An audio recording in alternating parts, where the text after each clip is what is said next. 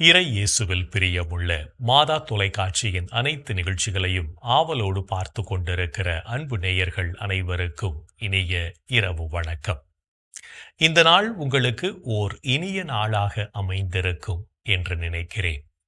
இன்றும் ஓர் அருமையான சிந்தனையை தான் நான் உங்களோடு பகிர்ந்து கொள்ள ஆசைப்படுகிறேன்.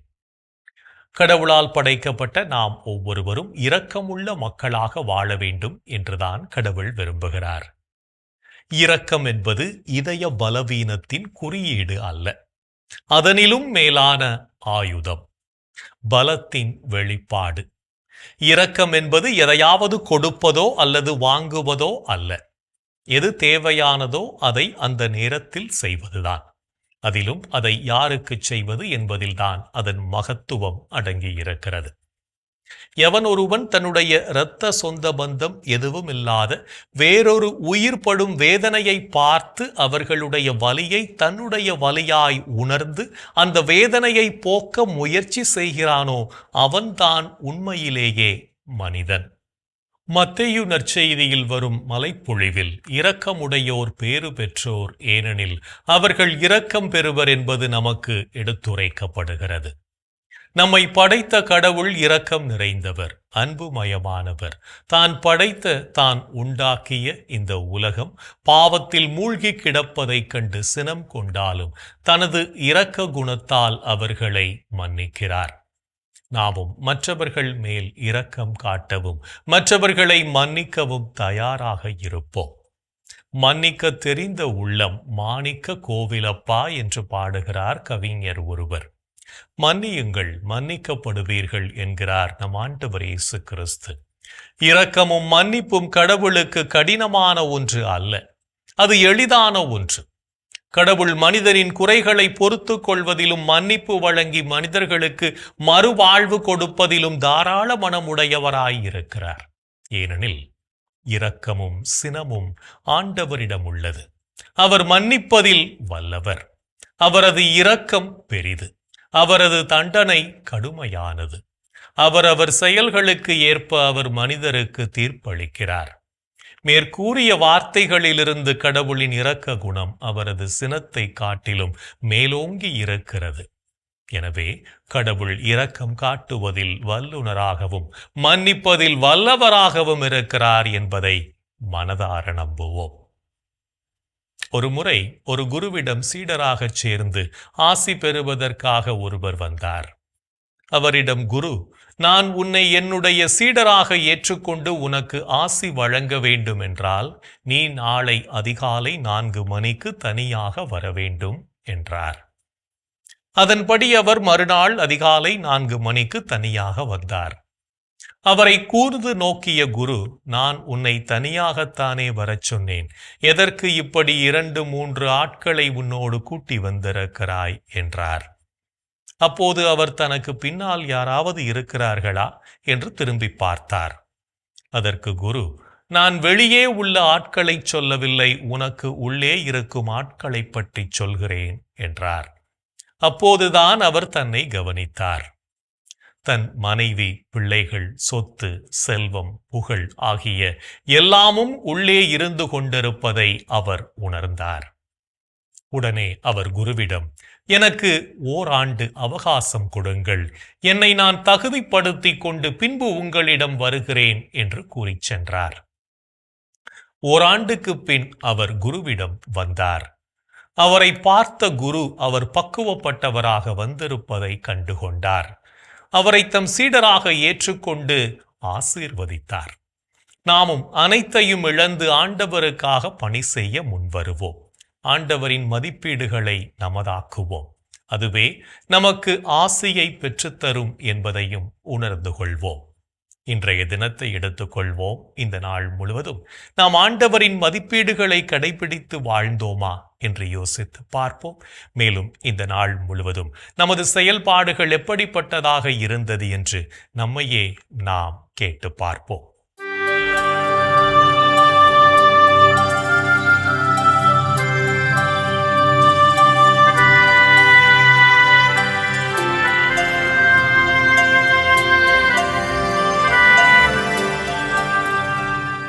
இன்று நீங்கள் அலைபேசிக்கு அடிமையாயிருந்து உங்கள் நேரத்தை விரயமாக்கினீர்களா? நேரத்தை வீணாக்கும் போது கடிகாரத்தை பார். ஓடுவது முள்ளல்ல உன் வாழ்க்கை. இன்று நீங்கள் உங்கள் கணவருக்கு கீழ்ப்படிந்து நடந்தீர்களா? திருமணமான பெண்களே, ஆண்டவருக்கு பணிந்திருப்பது போல் உங்கள் கணவருக்கு நீங்கள் பணிந்திருங்கள். இன்று நீங்கள் உங்களுக்கு கொடுக்கப்பட்ட கடமையை பொறுப்புடன் செய்தீர்களா? கடமையை செய்தால் வெற்றி, கடமைக்கு செய்தால் தோல்வி. இன்று நீங்கள் மூட நம்பிக்கையை பின்பற்றி நடந்தீர்களா? கடவுள் ஒருவரே, கடவுளுக்கும் மனிதருக்கும் இடையே இணைப்பாளரும் ஒருவரே, அவரே இயேசு கிறிஸ்து என்னும் மனிதர். இன்று நீங்கள் கடவுளின் குரலுக்கு செவிமடுத்தீர்களா? மனிதர் அப்பத்தால் மட்டுமல்ல, மாறாக கடவுளின் வாய்ச்சொல் ஒவ்வொன்றாலும் வாழ்வர். இன்று நாம் இறைவனுக்கு ஏற்புடைய செயல்களை செய்திருந்தாலும் சமயங்களில் நமது செயல்களால் இறைவனையும் நம்மை சுற்றி வாழும் சமூகத்தையும் மனநோகச் செய்திருப்போம். அத்தகைய தருணங்களுக்காக மனம் வருந்தி மன்னிப்பு கேட்டு மனத்துயர் மன்றாட்டை ஜெபிப்போம்.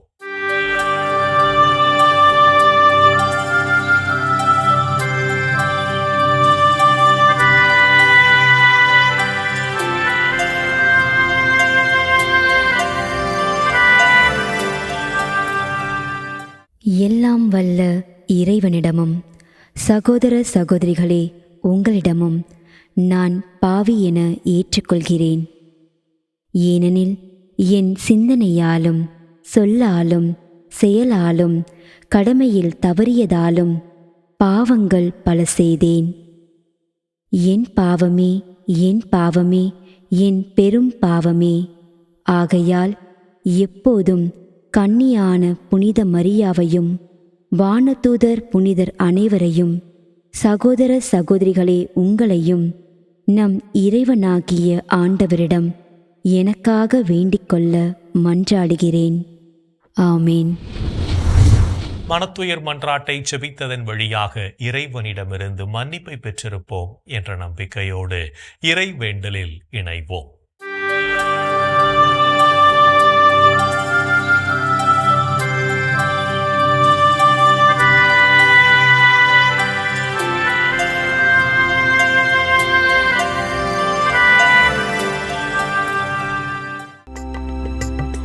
இறைவா இறைவா எமக்கு துணை புரிய வாரும்.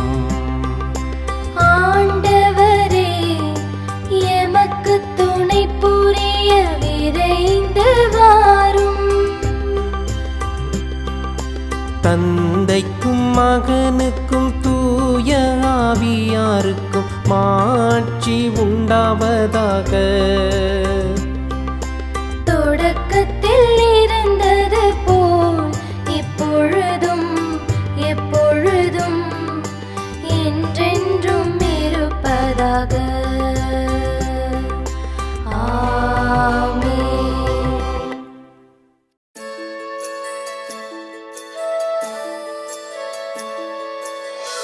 போயது பொழுது புகுந்தது இரவு, தூயனை உனது பொன்னடி தொழுதோ.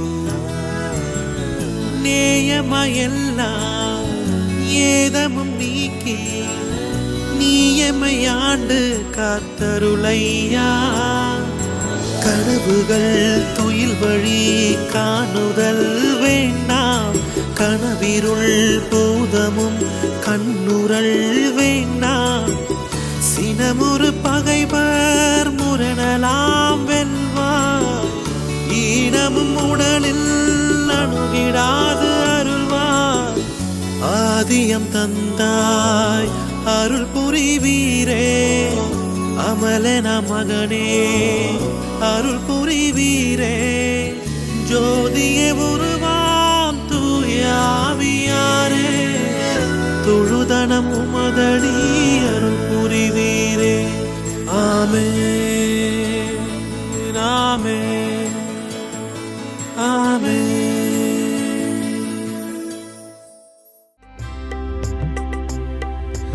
இறைவா இன்னுடல் பாதுகாப்பில் நிலைத்திருக்கும். இறைவா என் உடலும் பாதுகாப்பில் நிலைத்திருக்கும். இறைவா என்னை காத்தருள்வே, உம்மிடம் நான் அடைக்கலம் புகுந்துள்ளே.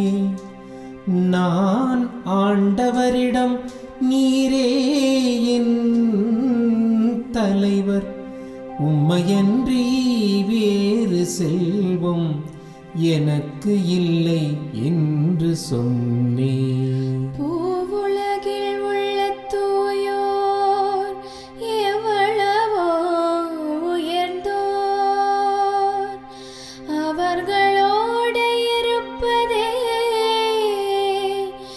எனக்கு பேரின்பம். வேற்று தெய்வங்களை தொழுவோர் தங்கள் துன்பங்களை பெருக்கிக் கொள்வர். அவற்றுக்கு செலுத்தப்படும் இரத்தப் பலிகளில் நான் கலந்து கொள்ளேன். அவற்றின் பெயரை கூட நாவினால் உச்சரியேன். ஆண்டவர் தாமே என் உரிமை சொத்து, அவரே என் கிண்ணம். எனக்குரிய பங்கை காப்பவரும் அவரே. இனிமையான நிலங்கள் எனக்கு பாகமாக கிடைத்தன. உண்மையாகவே என் உரிமை சொத்து வளமானதே.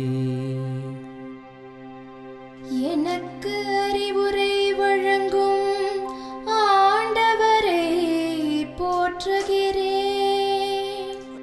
இரவில் கூட என் மனச்சான்று என்னை எச்சரிக்கின்றது. ஆண்டவரை எப்போதும் என் கண்முன் வைத்துள்ளே. அவர் என் வலப்பக்கம் உள்ளார், எனவே நான் அசைவுறேன். என் இதயம் மகிழ்கிறது, என் உள்ளம் அக்களிக்கிறது. என் உடலும் உம் பாதுகாப்பில் இளைப்பாறும். ஏனெனில் என்னை பாதாளத்தில் விட்டுவிட மாட்டீர். உம் அன்பன் நான் படுகுழியை காண விடமாட்டீர். வாழ்வின் வழியை நான் அறியச் செய்வீர். உமது திருமுன் எனக்கு நிறை மகிழ்ச்சி உண்டு.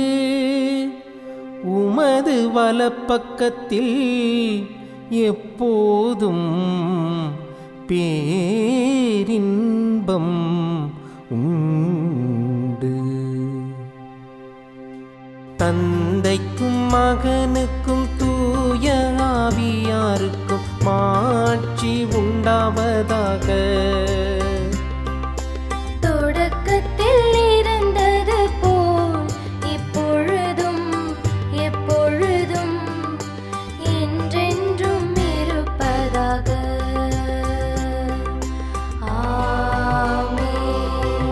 இறைவா இன்னுடலும் பாதுகாப்பில் நிலைத்திருக்கும். இறைவா என் உடலும் பாதுகாப்பில் நிலைத்திருக்கும். இறைவனின் உடனிருப்பு இந்த இரவு பொழுதிலும் நம்மை பாதுகாத்து வழி நடத்தும் என்ற நம்பிக்கையை இறை வேண்டலின் வழியாக பெற்றுக்கொண்ட நாம் இப்போது நாளைய வாசகங்களுக்கு செவிமடுப்போம்.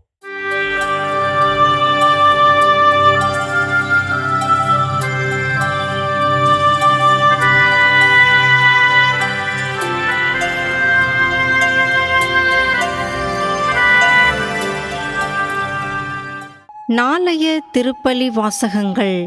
முதல் வாசகம் இறைவாக்கினர் ஆகாய் நூலிலிருந்து வாசகம். அதிகாரம் 2, இறை வார்த்தைகள் 1 முதல் 9 முடிய. பதிலுரைப்பாடல் திருப்பாடல்கள் அதிகாரம் 43, இறை வார்த்தைகள் 1 முதல் 4 முடிய. லூக்கா எழுதிய தூய நற்செய்தியிலிருந்து வாசகம்.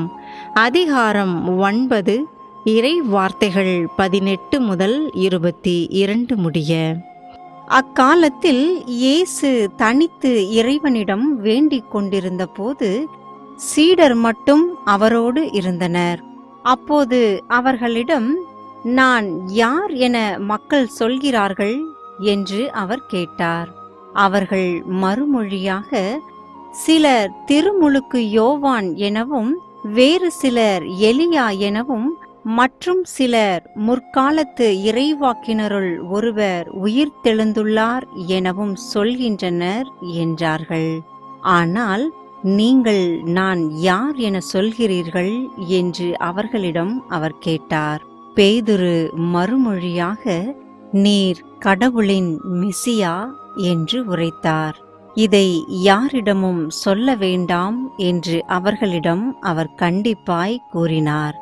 மேலும் இயேசு, மானிட மகன் பலவாறு துன்பப்படவும், மூப்பர்கள், தலைமை குருக்கள், மறைநூல் அறிஞர் ஆகியோரால் உதறித் தள்ளப்பட்டு கொலை செய்யப்படவும், 3ஆம் நாளில் உயிருடன் எழுப்பப்படவும் வேண்டும் என்று சொன்னார். ஆண்டவரின் அருள்வாக்கு. கிறிஸ்துவே உமக்கு புகழ். ஆண்டவரே, உம் கையில் என் உயிரை ஒப்படைக்கின்றேன். ஆண்டவரே, உம் கையில் என் உயிரை ஒப்படைக்கின்றேன். உண்மையின் ஆண்டவராகிய கடவுளே, எம்மை மீட்டவர் நீரே. ஆண்டவரே, உம் கையில் என் உயிரை ஒப்படைக்கின்றேன். தந்தைக்கும் மகனுக்கும் தூய ஆவியாருக்கும் மாட்சி உண்டாவதாக. ஆண்டவரே, உம் கையில் என் உயிரை ஒப்படைக்கின்றேன். நாம் ஒவ்வொருவரும் நம் ஆண்டவர் இயேசுவை மீட்பராக ஏற்றுக்கொண்டு பணி செய்து வாழவும், இறையாட்சியின் விழுமியங்களை நமதாக்கவும் அழைக்கப்படுகிறோம். என்றும் நம் அன்பர் இயேசுவின் குரலுக்கு செவிமடுத்து வாழ்வோம் என்ற சிந்தனையோடு சிமியோன் பாடலில் இணைவோம்.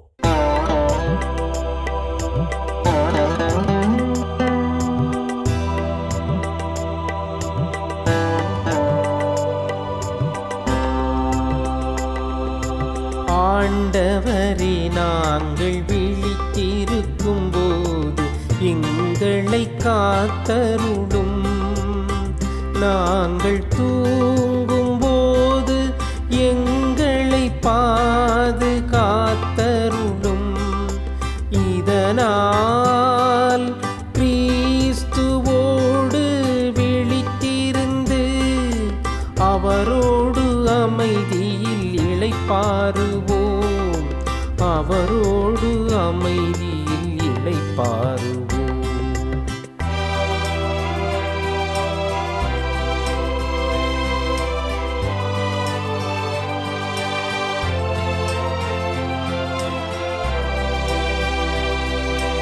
ஆண்டவரே, உமது சொற்படி உமது அடியான் என்னை இப்போது அமைதியுடன் போகச் செய்கிறீர். ஏனெனில் மக்கள் அனைவரும் காணுமாறு நீர் ஏற்பாடு செய்துள்ள உமது மீட்பை என் கண்கள் கண்டு கொண்டன. இம்மீட்பே பிற இனத்தாருக்கு வெளிப்பாடு அருளும் மொழி.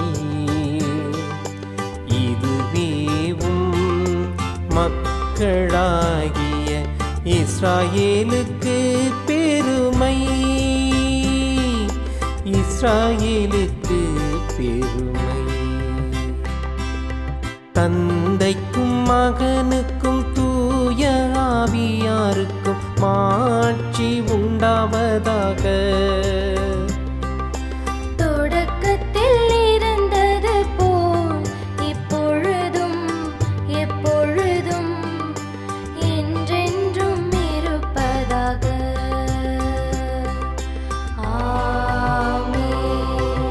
ஆண்டவரே, நாங்கள் விழித்திருக்கும் போது எங்களை காத்தருளும்.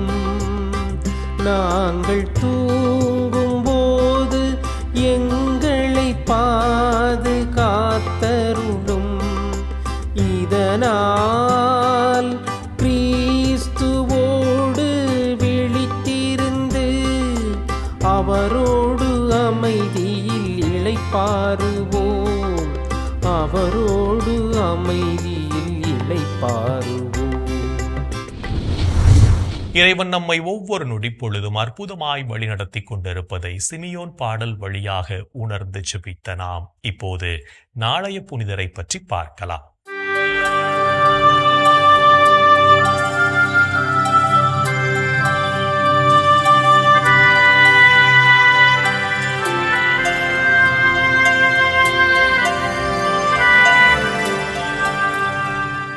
செப்டம்பர் 26. புனிதர்கள் கோஸ்மாஸ் மற்றும் தமியான். அரேபியா நாட்டிலுள்ள சிலிசியா பகுதியில் வாழ்ந்த இறைபக்தி நிறைந்த பெற்றோருக்கு இரட்டையர்களாக பிறந்தார்கள் கோஸ்மாஸ் மற்றும் தமியான். தேர்ந்த மருத்துவர்களான இவர்கள் நோயாளிகளை வீடு தேடிச் சென்று மருத்துவம் செய்து இறைவனின் குணப்படுத்தும் பணியினை செய்தனர். அனைத்து மக்களுக்கும் இலவசமாக மருத்துவப் பணியினை செய்து ஆண்டவரை அறிவித்த இவர்கள் மக்கள் மனம் திரும்புவதற்கு காரணமாக அமைந்தார்கள். ரோமை பேரரசன் டயோக்ளியஸின் கிறிஸ்தவர்களை கொன்றளிக்க ஆணை பிறப்பிக்க கோஸ்மாஸ் மற்றும் தமியான் இருவரும் கைது செய்யப்பட்டு சிறையில் அடைக்கப்பட்டார்கள். சிறையினில் பல்வேறு துன்புறுத்தல்களை அனுபவித்த கோஸ்மாஸ் மற்றும் தமியானை பேரரசன் டயோக்ளியஸ் தான் வணங்கும் தெய்வங்களுக்கு வணக்கம் செலுத்துவதற்கு பணிக்க, இதனை கடுமையாக மறுத்த இருவரும் ஆண்டவர் இயேசுவே உண்மையான கடவுள் என்று அறிக்கையிட்டனர். பேரரசனின் கட்டளையினை ஏற்க மறுத்த இருவருக்கும் பேரரசன் மரண தண்டனை அளித்து தீர்ப்பளிக்க கிபி 303ஆம் ஆண்டு தலை வெட்டப்பட்டு கொலை செய்யப்பட்டார்கள். தாங்கள் வாழும் காலத்தில் இறைவனின் குணப்படுத்தும் பணியான மருத்துவப் பணியினை அன்போடு செய்து மக்களுக்கு ஆண்டவரை அறிவித்த கோஸ்மாஸ் மற்றும் தமியானை திரு அவை புனிதர்களாக உயர்த்தி மருத்துவர்களின் பாதுகாவலர்களாக அறிவித்தது. புனிதர்கள் கோஸ்மாஸ் மற்றும் தமியான் திருவிழாவினை கொண்டாடுகின்ற நாம் இறைவனின் குணமளிக்கும் பணியினைச் செய்கின்ற மருத்துவர்களுக்காகவும் அவர்களின் நல்வாழ்விற்காகவும் ஆண்டவரிடம் உருக்கமோடு ஜெபிப்போம். புனிதர்கள் ஒவ்வொருவரும் தங்கள் வாழ்க்கையின் மூலம் இறைவனுக்கு சான்று பகர்ந்து வாழ்ந்தவர்கள் என்பதை உணர்ந்தவர்களாய் நாமும் அவர்கள் வழியில் வாழ்ந்து இறை வழியில் பயணிப்போம் என்ற நம்பிக்கையோடு நாளைய தினம் நமது பணிகளுக்கான பொறுப்பை நாமே ஏற்றுக்கொள்வோம்.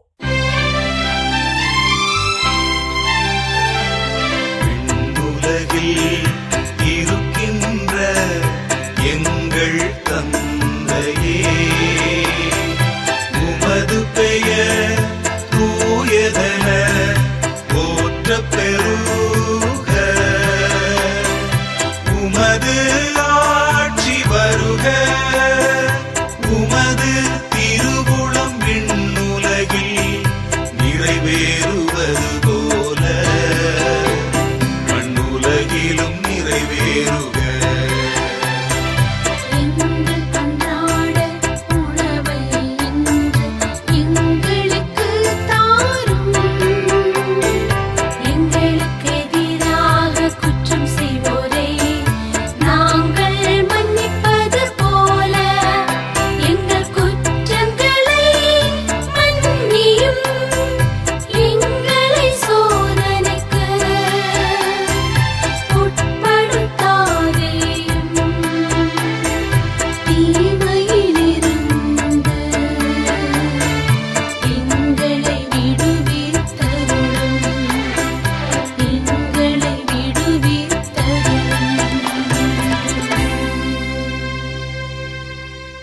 என் அன்பு சகோதரனே, சகோதரியே, இன்றைய நாளிலே கடவுள் நம்மை எவ்வளவு அழகாக அற்புதமாக வழிநடத்தி இருக்கிறார், எவ்வளவு நன்மைகளை நமக்கு செய்திருக்கிறார் எண்ணி பார்ப்போம். அவரை நாம் போற்றி புகழ்வோம், அவருக்கு நாம் ஆராதனை செய்வோம், அவரை நாம் ஒவ்வொரு நாளும் நமது வாழ்க்கையில் நாம் நினைவு கூர்ந்து நமது ஆண்டவருக்கு நாம் புகழ்பன் பாடுவோம். இன்றைய தினத்திலே நமது சமுதாயத்திலே ஊழல் லஞ்சம் ஒழிந்து நேர்மையான சமுதாயம் உருவாக வேண்டும் என்று சொல்லி நாம் மன்றாடுவோமா?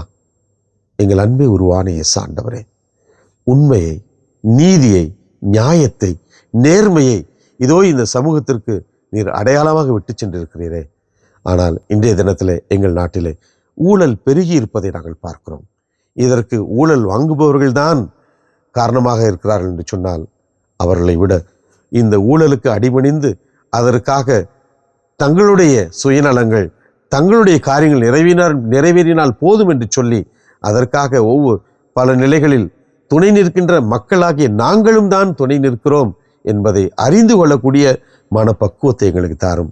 எங்களது தாய் நாட்டிலிருந்து ஊழலை நீர் அகற்றி நேர்மையும் நீதியும் அன்பும் நிறைந்த அற்புதமான புண்ணிய பூமியை நீர்தாமே எங்களுக்கு உருவாக்கி தர வேண்டும். எங்களது மக்களின் மனங்களிலே ஊழலற்ற ஒரு நிலையை உருவாக்குவதற்கு நாம் ஒவ்வொருவரும் உழைக்க வேண்டும், பாடுபட வேண்டும். நல்ல மனம் எங்களுக்கு வேண்டும் என்ற ஒரு அற்புதமான நிலையை எங்கள் ஒவ்வொருடைய மனதிலும் நீர் உருவாக்க வேண்டும் என்று உம்மை கெஞ்சி கேட்கிறோம். எங்கள் அன்பு தாயே, ஆரோக்கிய அன்னையே, எங்களுக்காக பரிந்து பேசுங்கள் அம்மா. இந்த ஜெபங்களெல்லாம் எங்கள் ஆண்டவராகிய இயேசுவே உமது வல்லமையான திருநாமத்தின் வழியாக உம்மை கெஞ்சி மன்றாடுகிறோம். ஆமென். என்று வாழும் உயிருள்ள இறைவன் தந்தை, மகன், தூய ஆவியார் நாம் அனைவரையும் நிறைவாக ஆசீர்வதிப்பாராக. ஆமென். இந்த ஜெபத்தின் வழியாக இறை அன்பிலும் அரவணைப்பிலும் நாம் நலமோடு வாழ்ந்து கொண்டிருக்கிறோம் என்பதை உணர்ந்திருப்போம். இறை ஆற்றலும் வல்லமையும் என்றும் நம்மில் தங்கும். அன்னை மரியாவும் நமக்கு உதவிகள் செய்வார் என்ற நம்பிக்கையோடு அவரின் துணை வேண்டி இந்த நிகழ்வை நிறைவு செய்யலாம். Good night.